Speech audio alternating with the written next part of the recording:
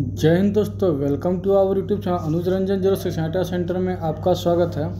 दोस्तों यहाँ पे जो है कि हम लोग one day one topic series को भी देख रहे थे, कंटिन्यूअस कर रहे थे। इससे पहले जो कि हम लोगों ने ग्राइंडिंग चैप्टर का देखा, जो कि आपका ये बात का बता दूं कि ये हर एग्ज़ाम के ओरिएंटेड है। आपका चाहे वो बार्क हो, भेल हो, NPCL हो, इसरो हो, DRDO हो, ITI का कोई भी एग्ज़ाम हो, ये सभी एग्ज़ाम के मैकेनिकल ट्रेड जो भी आपका फिटर, टर्नर, मशीन ग्राइंडर वगैरह जो भी है, फिर MMTM के लिए ये सब काफ़ी मोस्ट इंपॉर्टेंट। और ये प्रीवियस ईयर क्वेश्चन के अकॉर्डिंग चल रहा है। तो जिन लोगों ने भी लास्ट क्लास को नहीं देखा है, वो लिंक जो है डिस्क्रिप्शन बॉक्स में, आप वहां से जाकर देख सकते हो। अगर आपको वीडियो पसंद आएगा तो कृपया वीडियो को लाइक कर चैनल को सब्सक्राइब कर लिया। जो कि हम लोगों ने लास्ट क्लास तक 42 नंबर क्वेश्चन तक देखा था, आज हम लोग जो कि 43 नंबर क्वेश्चन देखा। तो 43 नंबर क्वेश्चन की अगर बात करें तो क्वेश्चन क्या बोलता है, साधारणतः यह देखा जाता है कि कुछ प्रयोग में लाने के बाद निम्नलिखित में से एक कारण से ग्राइंडिंग व्हील का फेस चमकदार व स्मूथ या ग्लेज हो जाता है। तो इसका सही उत्तर चुनना है। बोल रहा कि कोई ऐसा मतलब कारण होता है जिसके बाद देखा जाता है कि हमारा जो है कि जो चमकदार या सफ़ेद हो जाता है। ठीक है, व्हील जो है कि चमकदार व स्मूथ या फिर बोल सकते हैं कि ग्लेज हो जाता है। तो ऐसा क्यों होता है? फर्स्ट ऑप्शन बोलता है व्हील का ग्रेड अधिक हार्ड होता है इस वजह से, या फिर सेकंड ऑप्शन बोलता है व्हील का एब्रेसिव कार्य के उपयुक्त नहीं है। थर्ड बोलता है ग्रेन साइज अधिक कोर्स है। फोर्थ बोलता है व्हील का स्ट्रक्चर अधिक ओपन है। तो क्या इसका राइट आंसर होता है? इसका जो राइट आंसर हो जाएगा ऑप्शन नंबर 1, यानी कि व्हील का ग्रेड जो है कि अधिक हार्ड है। व्हील का ग्रेड अगर अधिक हार्ड होगा तो वो क्या हो जाता है कि हमारा जो चमकदार उसका जो कि एब्रेसिव कन है, जो कटिंग पॉइंट एज है, वो जो है कि जल्दी उड़ जाता है और जो है कि वो चमकदार हो जाता है। ठीक है, तो इसके बारे में देख लेते हैं। इसका नीचे में क्या देता है डिटेल्स में दिया है कि ग्राइंडिंग व्हील के ग्लेज होने के कारण जो है कि ग्राइंडिंग व्हील जो है ग्लेज होने के उसका क्या निम्न कारण है। पहला, व्हील अधिक डेंस संरचना वाली है, यानी कि हार्ड है वो। फिर सेकंड बोलता है व्हील का जॉब अधिक हार्ड हो या फिर कार्य की गति धीमी हो। हमारा कि उसमें रोटेशन मांग रहा है कि ज़्यादा होना चाहिए, लेकिन वहाँ पर हमारा रोटेशन जो RPM है वो काफ़ी कम है।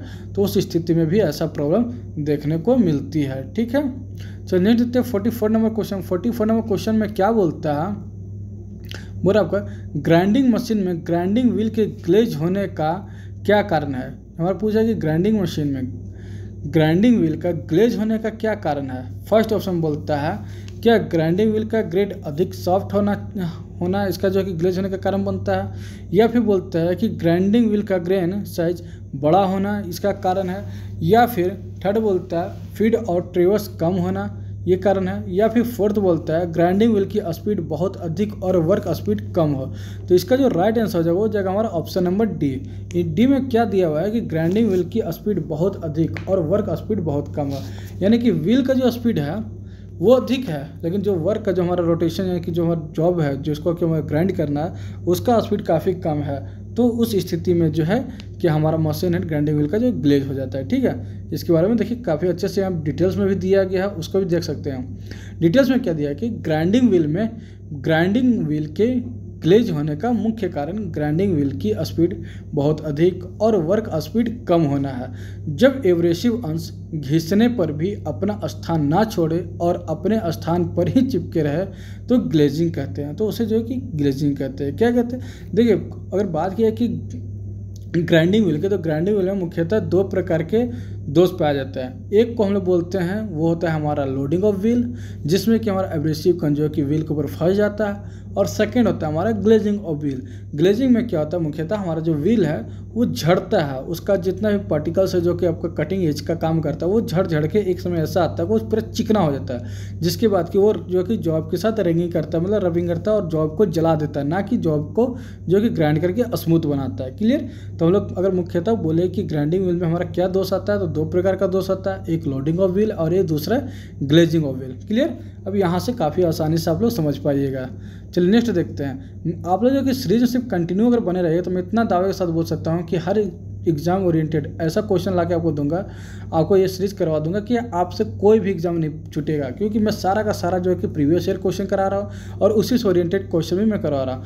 आप लोगों को और भी अलग देखना है तो हमारे जो है कि चैनल पर बहुत सारा वीडियो पड़ा है, आप वहाँ से भी देख सकते हो। ठीक है, चलिए नेक्स्ट देखते हैं। अभी नेक्स्ट क्वेश्चन क्या बोलता है। नेक्स्ट क्वेश्चन हमारा है निम्नलिखित में से कौन सा लक्षण विट्रीफाइड बॉन्ड के लिए है, यानी हमारा बोल रहा है कि कौन सा इसमें लक्षण है जो कि विट्रीफाइड बॉन्ड को मतलब दर्शा रहा है। फर्स्ट ऑप्शन देखते हैं। फर्स्ट ऑप्शन हमारा बोलता है क्या डेंस स्ट्रक्चर के कारण अधिक समय तक प्रयोग में लाया जाता है। सेकेंड ऑप्शन बोलता है इलास्टिक स्ट्रक्चर के कारण अधिक समय तक प्रयोग में लाया जाता है। थर्ड बोलता है झटकों और प्रेशर के लिए संवेदनशील सही नहीं है होता। फोर्थ बोलता है गीली और सूखी ग्राइंडिंग के लिए संवेदनशील नहीं होता। देखिए दो चीज़ें यहाँ पे बहुत क्लियर फंसेंगे, सी नंबर और डी नंबर में ऑप्शन में देखिएगा। सी नंबर बोलता है झटकों और प्रेशर के लिए संवेदनशील नहीं होता, ठीक है। और फोर्थ बोलता है गीली और सूखी ग्राइंडिंग के लिए संवेदनशील नहीं होता। तो इसका राइट आंसर क्या हो जाएगा? इसका जो राइट आंसर हो जाएगा वो हो जाएगा हमारा ऑप्शन नंबर डी। एक सेकेंड, हमारा राइट आंसर क्या हो जाएगा? Option number D is the right answer हो जाएगा। क्लियर? हमारा क्या हो जाएगा? Right answer option number D. क्या होगा? गीली और सूखी ग्राइंडिंग के लिए संवेदनशील नहीं होता, ठीक है। इसके बारे में देखिए आपको अच्छा से मैं समझा दूं। यहाँ पे देखिए काफ़ी अच्छे से यहाँ पे विस्तार पूर्वक दिया भी है कि विट्रीफाइड बॉन्ड के लिए गीली और सूखी ग्राइंडिंग के लिए संवेदनशील नहीं होता। यह लाल भूरे रंग की एक विशेष प्रकार की मिट्टी होती है। कैसा कलर का होता है? तो ये भी याद रखिएगा, एक रेड होता है और एक जो है कि भूरा होता है, मैरून कलर, ठीक है। भूरे कलर का, सॉरी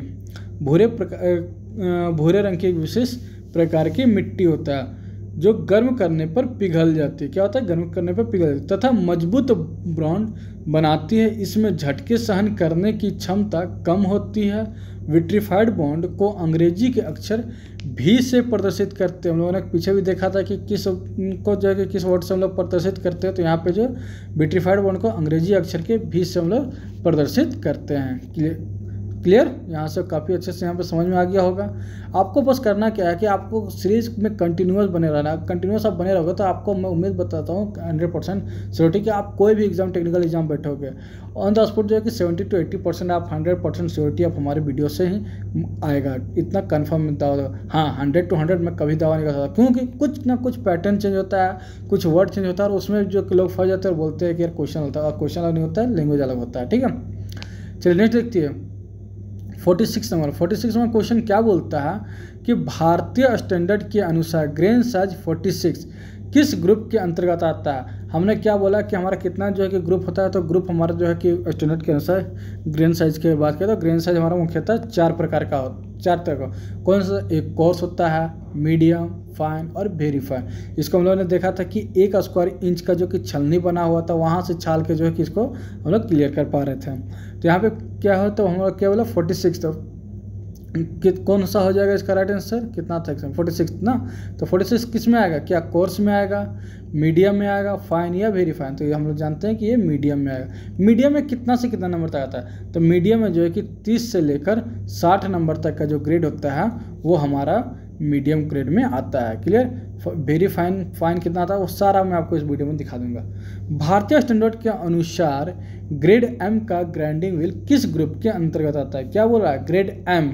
तो क्या सॉफ्ट आता है में, मीडियम, हार्ड या वेरी हार्ड? तो इसमें ग्रेड में भी अगर बोला जाए तो 4 प्रकार का ग्रेड होता है, soft grade, medium grade, hard grade और वेरी हार्ड ग्रेड। तो इसका राइट आंसर क्या हो जाएगा? इसके अगर राइट आंसर की बात की जाए तो इसका जो राइट आंसर होगा वो हमारा हो जाएगा मीडियम, ठीक है। एम कोड किस में आता है? एम फॉर मीडियम में आएगा। क्लियर? चलिए नेक्स्ट देखते हैं हम। क्योंकि हम लोगों ने देखा था कि ए से लेकर आपका एच तक हमने आपको काफ़ी अच्छे से समझाया था कि ए से एच तक यानी कि 8 जो है तो आपका कोर्स आएगा। फिर मीडियम की अगर बात करें तो आई से लेकर पी तक आएगा और उसके आगे जो है कि हम लोगों ने सारा चीज़ को उसको हम देखे थे। चलिए नेक्स्ट देखते हैं। नेक्स्ट क्वेश्चन 48 में क्या बोलता है? 48 की अगर बात की जाए तो 48 नंबर क्वेश्चन में यहाँ बोलता है रेजिनाइड बॉन्ड के लिए कौन सा क्या है? रेजिनाइड बॉन्ड के लिए कौन सा रीतिगत चिन्ह प्रयोग करते हैं, यानी कि कौन सा उसको जो है कि वहाँ पे चिन्ह का हम लोग प्रयोग करते हैं। फर्स्ट ऑप्शन है भी, रेजिनाइड बॉन्ड की बात कर रहा है, बी, एक देखिए भी है, एक आर है, एक बी है और ई है, ई। तो इसका राइट आंसर क्या होगा? तो ये हमारा जो है रेजिनाइड बॉन्ड की बात की तो ऑप्शन नंबर सी यानी कि बी लिखा हुआ जो रहेगा वो हमारा जो है कि रेजिनाइड बॉन्ड का होगा। और रेजिनाइड बॉन्ड का ही दूसरा नाम क्या है? तो वो है हमारा बकलाइड बॉन्ड, ठीक है। इसको अच्छे से याद रखिएगा। इसका देखिए इसके बारे में थोड़ा सा देख लेते हैं। रेजिनाइड बॉन्ड हार्ड स्पीड के लिए प्रयोग किया जाता है, प्रायः फाउंड्री वर्कशॉप के लिए प्रयोग है। इसमें किसमें ज़्यादातर यूज किया जाता है, तो ये फाउंड्री वर्कशॉप में ज़्यादातर प्रयोग किया जाता है। और इस का प्रयोग सेंटरलेस ग्राइंडिंग में भी किया जाता है। इसका अक्षर बी के द्वारा पहचाना जाता है। किसके द्वारा? तो इसका अक्षर जो कि बी के द्वारा पहचाना जाता है, और ये सेंटरलेस ग्राइंडिंग में भी ज़्यादातर प्रयोग में लाया जाता है। चलिए नहीं देते 49 नंबर। 49 नंबर क्या कहता है? एक ग्राइंडिंग व्हील की मार्किंग की गई 51A 46 V 23, ठीक है। और यहाँ पे आपको जो है कि 51A 46 और उसके बाद जो है कि L5 भी होगा। यहाँ पे लिख देता हूँ मैं L5 हो गया, फिर V23 लिखा हुआ, ठीक है। पूरा जो यहाँ पे आपका है 51A 46 L5 V23, यहाँ पर पाँच ये है, सॉरी, इसमें जो बोला गया कि ये 5 क्या इंगित करता है, तो 5 इसमें जो कि क्या इंगित करता है, यहाँ पे जो ये वाला 5 है, आपको कलर से मैं क्लियर कर दूँ, ये वाला 5 के बारे में बात कर रहा है कि ये जो 5 है क्या इंगित करता है। क्या यह बॉन्ड के प्रकार को इंगित करता है, स्ट्रक्चर को प्रकार करता है, एब्रेसिव के प्रकार, या फिर ग्रेन साइज? तो ये जो हमारा करता है वो स्ट्रक्चर को करता है। Option number B is the right answer हो जाएगी, ठीक है। देखिए इसमें सारा चीज़ बताया गया है। इंडियन स्टैंडर्ड के अनुसार ग्राइंडिंग व्हील पर चिन्ह S1 S जो देख रहा है सही, ये कंपनी का नंबर हो गया, कोड हो गया। तो यहाँ देखिए क्या है, S1 से उत्पादक का प्रीफिक्स कोड है, ठीक है। फिर यहाँ पे आएगा आपका ए फॉर क्या है, एब्रेसिव के प्रकार, टाइप्स ऑफ एब्रेसिव। 46 का है ग्रेन साइज को दर्शाया गया है। एल की बात करें तो एल जो है कि मीडियम को इंगित कर रहा है। फिर 5 की बात करें तो 5 जो है कि हमारा स्ट्रक्चर में आ जाता है। और भी की बात करें तो वो बॉन्ड के प्रकार को इंगित करता है, ठीक है। और 23 है तो ये क्या है कि यह व्हील की पहचान को उत्पादक के रिकॉर्ड को इंगित करता है। क्लियर? तो मैंने आपको शुरू में ही बोला था, लास्ट क्लास में अगर ये इससे पहले वाला वीडियो देखेंगे तो उसमें बोला था कि जो टोटल 7 डिजिट होता है, 1 2 3 4 5 6, और एक जो है कि 5 आपको जो लिखा हुआ 5 सवाल में था वो 7 है ना कि स्ट्रक्चर। ये 7 में से मैंने बोला था कि आपको ये पहला वाला और ये आखिरी वाला, ये दो को आपको इग्नोर कर देना है, ज़्यादा पूछा नहीं जाता है। ज़्यादातर ये बीच का जो 5 है, यहाँ पे आपको 4 दिख रहा है, और ये 5 जो स्ट्रक्चर होता है, ये 5 को है ज़्यादातर पूछा जाता है एग्जाम में, ठीक है। नेक्स्ट देखते हैं 50 नंबर क्वेश्चन। 50 नंबर क्वेश्चन में क्या बोलता है, निम्नलिखित में से कौन सा बॉन्ड प्रायः ग्राइंडिंग व्हील पर प्रयोग में लाया था? तो कौन सा बॉन्ड जो है कि प्रायः मुख्यतः ग्राइंडिंग व्हील में प्रयोग पर लाया जाता है? फर्स्ट ऑप्शन बोलता है विट्रीफाइड बॉन्ड, सेकंड बोलता है रॉ बॉन्ड, थर्ड बोलता है सैलक, और फोर्थ बोलता है सिलिकेट। तो ये क्या इसका आंसर हो जाएगा कि मुख्यतः जो है कि कौन सा बॉन्ड जो है कि प्रायः ग्राइंडिंग में प्रयोग में लाया जाता है, तो हो जाएगा हमारा vitrified bond. Okay, option number A is the right answer हो जाएगी। कौन हो जाएगा? ऑप्शन नंबर ए, यानी कि विट्रीफाइड बॉन्ड। विट्रीफाइड बॉन्ड के बारे में देख लीजिए इसका डिटेल्स में। तो विट्रीफाइड बॉन्ड जो है कि प्रायः ग्राइंडिंग व्हील में प्रयोग में लाया जाता है। ये लाल भूरे रंग का विशेष प्रकार की मिट्टी होता है जो क्या है, जो गर्म करने पर पिघल जाता है तथा मजबूत बॉन्ड बनाती है।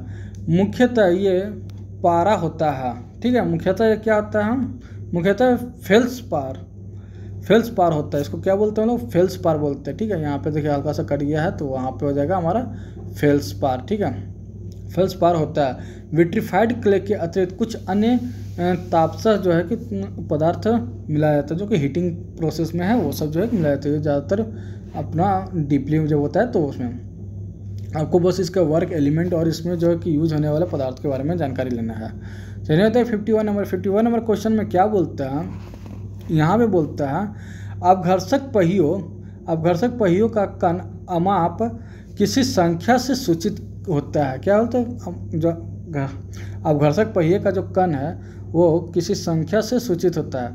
कण अमाप को किस परिसर से सूक्ष्म किया जाता है? या जो है कि को अति सूक्ष्म किया जाता है। यहाँ पे अति थोड़ा सा कट गया है तो यहाँ पे लिए अति कहने का मतलब इन द सेंस वो फाइन की बात कर रहा है, ठीक है। अति सूक्ष्म कहा जाता है। कौन सा होता है? हमने जो है कि 4 प्रकार का आपको बताया है। एक होता है कोर्स, मीडियम, फाइन और वेरी फाइन। तो कोर्स में कितना होगा? तो 10 से 20 नंबर तो वो हमारा कोर्स होगा। मीडियम की बात करें तो 30 से 60 होगा। फाइन की बात करें तो 80 से 180 और वेरी फाइन की बात करें तो 220 से लेकर 600 नंबर तक होगा। ये जो है कि आपको एमरी पेपर भी अगर आप दुकान से लेने जाओगे तो एमरी पेपर में आप उसको जो कि नंबर बोलोगे कि मुझे इतना नंबर वाला हमको एमरी पेपर चाहिए, तो उस अनुसार जो कि आपको शॉपकीपर जो कि एमरी पेपर भी निकाल के देगा, उसी अनुसार जो है कि आपका ग्राइंडिंग व्हील भी चलता है। क्लियर। तो नेक्स्ट देखिए इसमें इसी में का जो डिटेल्स देख लेते हैं कि क्या बोलता है। अब्रेसिव कनों का साइज जो है कि ग्राइंडिंग व्हील की कार्यक्षमता को प्रभावित करता है। कोर्स ग्रेन साइज वाले ग्राइंडिंग व्हील प्राप्त सतह कम परिष्कृत होती है तथा फाइन ग्रेन साइज वाले ग्राइंडिंग व्हील से प्राप्त सतह अधिक परिष्कृत होती है। ठीक है, ये बोल रहा है कि जो फाइन वाला हो उसे अधिक ज़्यादा स्मूथ होगा, अधिक ज़्यादा फाइनिंग आएगा, और जो कम वाला है उसे तो कम होगा। तो यहाँ पे देखिए तो कोर्स ग्रेन साइज की बात किया तो क्रॉस ग्रेन साइज जो है कि 10 से 20 नंबर में, मीडियम 30 से 60, फाइन जो है कि 80 से 180, वेरी फाइन 220 से 600। देखिए यहाँ पे सीरीज में क्या है ना, एक ही क्वेश्चन को अलग अलग कैसे घुमा के दिया तो वो सारा आपको देखने को मिलेगा, और वो सारा आप जब देखोगे तो आपको एग्जाम में ही पता लगेगा कि कोई भी क्वेश्चन कितना भी घुमा के दे दे आप उसको आसानी से बना पाओगे। क्लियर। नेक्स्ट देखते हैं यहाँ पे 52 नंबर क्वेश्चन में क्या बोलता है। लगातार उपयोग में अपघर्षण का पहिया स्नायिक रूप से कांचित हो जाता है। इनके परिशोधन के लिए किस उपकरण का उपयोग किया जाता है। इसका मतलब क्या हुआ, यहाँ पे ये बोल रहा है अपघर्षित का अमाप पहिया स्नायिक हो जाता है। ये कहना चाह रहा है कि हमारा जो कि एक व्हील है, व्हील पे जब हम लोग कंटिन्यूस वर्क कर रहे हैं, कंटिन्यूस वर्क करने के बाद क्या होता है, एक समय के बाद जो है कि वो कट करना बंद कर देता है और वो जो चमकने लगता है। ऐसा रीज़न क्यों, वो होता है लोडिंग ऑफ व्हील की वजह से। तो लोडिंग ऑफ व्हील जब हो जाता है यानी कि व्हील के ऊपर जो कि हमारा जो कि कचरा जम जाता है तो हमारा काटना बंद कर देता है। तो वो इसके अनुसार ही ये सवाल कर रहा है। तो ऑप्शन देता है चिकन पहिया यानी कि क्या स्मूथ फाइन व्हील होने के कारण, तो उसको साफ कैसे करते हैं, तो क्या चिकन पहिया से, हीरक पहिया से, या फिर और देखते ऑप्शन क्या बोलता है। सॉरी कितना होता है 52, तो इसका आ जाएगा यहाँ पे फिर CBN पहिया या हीरक प्रसाधन। हीरक प्रसाधन इन द सेंस बोल रहा है कि डायमंड ट्रेसर। ठीक है, हीरक प्रसाधन मतलब होता है डायमंड ट्रेसर, तो इसका राइट आंसर वो हो जाएगा हमारा डायमंड ट्रेसर। क्योंकि जब भी व्हील है, व्हील के ऊपर जो हमारा कचरा जम गया है वो जो ग्राइंडिंग करने से साफ नहीं हो पा रहा, तो वहाँ पे जो हम लोग डायमंड ट्रेसर के द्वारा उसको हम लोग ड्रेस करके उसको हम लोग कचरा को रिमूव करते हैं। ठीक है, इसका उदाहरण देख लीजिए। ब्लंट अथवा ग्लेज्ड हो चुके ग्राइंडिंग व्हील की ड्रेसिंग के लिए डायमंड ड्रेसर का प्रयोग किया जाता है। जब अब्रेसिव कण घिसने के बाद भी अपना स्थान नहीं छोड़ता और अपने स्थान पर ही चिपका रहता है, तो ऐसी स्थिति को ग्लेजिंग कहते हैं, यानी कि ग्लेज ऑफ व्हील कहते हैं। हमने आपको पहले ही बताया कि जो दो प्रकार का दोष होता है, एक ग्लेजिंग ऑफ व्हील और एक लोडिंग ऑफ व्हील। चलने देते हैं। सीन चक्र यानी कि सीन चक्र से के पृष्ठ से अवरोध व कुंठित अपघर्षक कणों के हटाने को डैश कहा जाता है। सीन चक्र इन द सेंस क्या बोला गया है, सीन चक्र किसको बोलते हैं, यानी कि हमारा लोडिंग ऑफ व्हील, कि हमारा जो व्हील है, व्हील के ऊपर जो कि लोड हो गया है, अवरोध को कुंठित अपघर्षक कणों को हटाने को क्या कहते हैं, क्या ट्रूइंग कहते हैं, ग्लेजिंग कहते हैं, ड्रेसिंग कहते हैं, या उदाहरण। तो ये उदाहरण कुछ नहीं है। अब बात रह गई ये 3 को, तो 3 का मैं बता दूँ। ट्रूइंग जो होता है, ट्रूइंग कब इस्तेमाल करता है, जो हमारा व्हील है उसमें कहीं ज़्यादा क्रैक, कहीं जो थोड़ा सा क्रैक वगैरह आ जाता है, उसको चेक करते हैं, उसको जो हम लोग सही करना था तो उस स्थिति में हम लोग जॉब को ट्रूइंग करते हैं। क्लियर। उससे हो जाता है कि हमारा जॉब जो ये व्हील जो है कि डिसबैलेंस ना हो, कहीं क्रैक अगर है तो उसका पता चल जाए, उससे जो है कि कोई भी प्रॉब्लम अगर हो तो वो हमको पता चल जाए ट्रूइंग करने में। ठीक है। अब बात करें कि ग्लेजिंग का, तो ग्लेजिंग ऑफ व्हील में क्या होता है कि हमारा एब्रेसिव कण पूरा जब झड़ जाता है तो उसको हम लोग क्या बोलते हैं, ग्लेजिंग ऑफ व्हील। यहाँ पे आप देख रहे हैं यहाँ पे होता है ड्रेसिंग। ड्रेसिंग में क्या है, जब हमारा व्हील के ऊपर कचरा भर गया है तो उसे हम लोग ड्रेसिंग के द्वारा हम लोग उसको साफ करते हैं, उसी को आप यहाँ पे दिया गया है। ठीक है। यहाँ पे देखिए ड्रेसिंग का तात्पर्य पहियों को साफ करना तथा धातु चिप्स और कुंद अपघर्षक यानी कि जो माइनर पार्टिकल्स उसमें चिपक जाते हैं उन कणों को निकाल देना, जिससे कि नए कण कटाई के लिए स्थिति में आ जाए। ट्रिंग, अब देखिए ट्रिंग का मैंने जो बात किया था वो ट्रिंग क्या है, तो ट्रिंग ग्राइंडिंग व्हील का शेप को सुधारना जो कि ट्रिंग कराते हैं, यानी कि जो भी उसमें क्रैक वगैरह है, अगर हम ऐसा टूट गया था सब वही, या फिर ओवर हल्का डैमेज चल रहा है तो वहाँ पे हम लोग ट्रिंग करते हैं। क्लियर। यहाँ पे देखिए क्या नाम है, बोलता है 52, एक घर्षण चक्र में ग्रेड सी डैश को दर्शाता है। एक घर्षण चक्र में ग्रेड सी किसको दर्शाता है? क्या मृदु चक्र को, मीडियम चक्र, कठोर चक्र, या इनमें से कोई? तो इसका राइट आंसर की बात करें तो इसका जो राइट आंसर हो जाएगा वो हमारा मृदु चक्र यानी कि माइल्ड व्हील। ग्राइंड, देखिए इसका डिटेल्स हम लोग देख लेते हैं। ग्राइंडिंग पहिए का उपयोग द्वारा धातु को हटाने की प्रक्रिया ग्राइंडिंग कहलाती है। ग्राइंडिंग पहिया अपघर्षित कणों से बना होता है जो एक पहिया में कटिंग किनारों का रूप ले लेता है। ग्राइंडिंग पहिए में आवश्यक अपघर्षित कणों का आकार ग्राइंड होने वाले पदार्थ को कठोरता पर निर्भर करता है। मोटे कणों वाले ग्राइंडिंग पहिया नरम पदार्थ की ग्राइंडिंग के लिए उपयोगी है। ग्राइंडिंग पहियों की कठोरता एक वर्णमाला के अक्षर से व्यक्त किया जाता है। इसमें वर्णमाला ए से जेड को नरम ग्रेड और वहीं आई से आपका पी तक को जो कि मीडियम ग्रेड और जो है कि उसके बाद जो है कि फाइन की अगर बात करें तो पी से लेकर जेड तक जो कि 2 स्टेप में और बांटा जाता है। क्लियर? नेक्स्ट देते हैं 55 नंबर। आज का सीरीज में हम लोग टोटल 57 नंबर तक ही करेंगे। उसका जो कि क्यों वहाँ से हम लोग जो कि चेंज करें वो आपको भी पता चल ही जाएगा। बस जस्ट आप लोग लगे रहिए। अगर आप लोग को एक मैं बात बता दूँ, अगर ये पूरा PDF आप लोगों को चाहिए तो 9546274950 इस नंबर पे आप लोग जो है कि व्हाट्सअप करके आप लोग जो है कि कमेंट कर सकते हैं, तो आप लोगों को ये PDF मिल जाएगा। ठीक है, काफ़ी माइनर सा अमाउंट पे है। और डिस्क्रिप्शन बॉक्स में लिंक चेक कर लीजिएगा, वहाँ पे सारा डिटेल्स आपको सारा तरह का वीडियो भी देखने को मिलेगा। कभी भी जो है कि जितना भी प्रॉब्लम आपका वो सारा प्रॉब्लम का सोल्यूशन आपका डिस्क्रिप्शन बॉक्स होता है। ठीक है, आप कमेंट जरूर करके जो बताइए कि आपको वीडियो कैसा लग रहा है। अगर आपको अच्छा लग रहा है तो कंटिन्यूस में और भी अच्छा से अच्छा कंटेंट लाते रहूँगा। देखिए यहाँ पे क्या है, सॉरी यहाँ पे क्वेश्चन मैंने नहीं किया।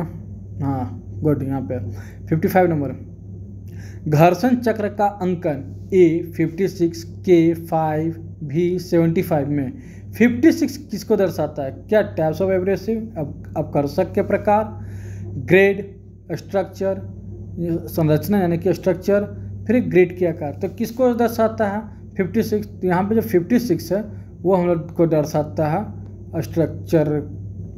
तो ये जो हम लोग को दर्शाता है वो तो हम लोग का ग्रिड का आकार। यहाँ पे जो आपको दिया थोड़ा सा गलत है तो इसको C की जगह D बना लेना। ठीक है, तो यहाँ पे किसको दर्शा रहा है? वो 56 जो ये है, ये वाला 56 पूछा तो ये जो हम लोग को ग्रिड को दर्शा रहा है। अब क्यों भाई, इसको भी हम लोग देख लेते हैं। ग्राइंडिंग व्हील में A56 K5 V75 में 56 ग्रिड साइज को अंकित करता है। यहाँ तक तो हो गया। अब कैसे तो यहाँ पे देखिए A का बारे में क्या दर्शा रहा है। A जो है कि अवरेसिव कणों के प्रकार हैं। 56 की बात करें तो ग्रिड साइज या ग्रेन साइज को दर्शाया गया। K की बात करें तो बॉन्ड के प्रकार है। 5 जो है व्हील ऑफ स्ट्रक्चर के प्रकार है।